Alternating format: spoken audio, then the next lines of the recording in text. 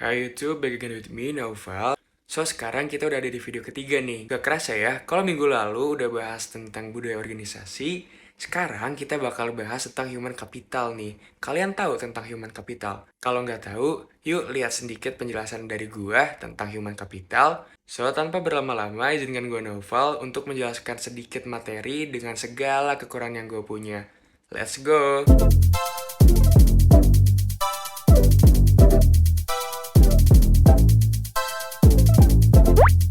Oke, hai halo semua. Jadi di sini gue bakal ngebahas sedikit tentang human capital berdasarkan sumber yang gue baca. Lo tau nggak apa itu human capital? Kalau dari bahasa atau kalimatnya mah human dan capital gitu, manusia dan modal.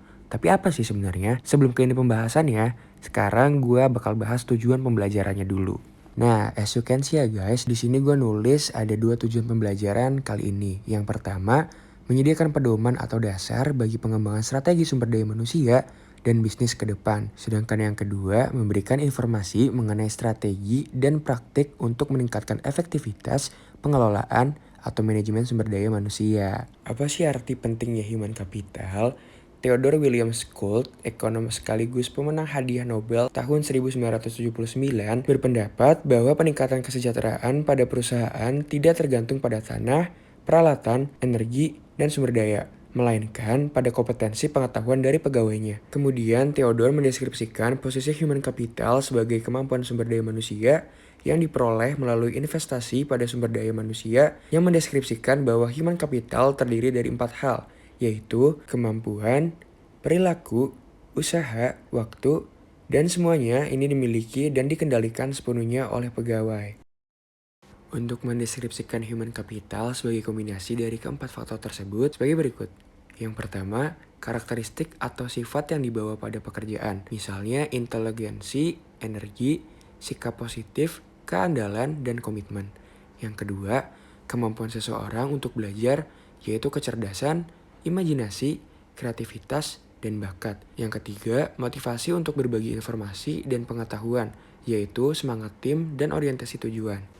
Peran human capital. Yang pertama sebagai kunci keunggulan organisasi. Kunci keunggulan organisasi terdiri dari 3 kelompok utama dari aset perusahaan, yaitu yang pertama aset finansial, misalnya uang tunai dan surat berharga. Aset disebut financial capital. Lalu ada aset fisik, terdiri atas peralatan, gedung, dan tanah. Yang terakhir ada aset tak berwujud, seperti modal organisasi, aliansi bisnis, pelanggan, merek, reputasi, dan modal intelektual. Yang kedua, hubungan kompetensi karyawan dengan human capital. Dalam meningkatkan kompetensi karyawan, tantangan utama yang harus diperhatikan yaitu kompetensi harus sesuai dengan strategi bisnis dan kompetensi perlu diciptakan melalui lebih dari satu mekanisme. 5 cara untuk meningkatkan kompetensi karyawan yaitu 5B. B yang pertama itu buy atau membeli, mengganti SDM yang lama dengan yang baru dan memiliki kualitas yang lebih baik.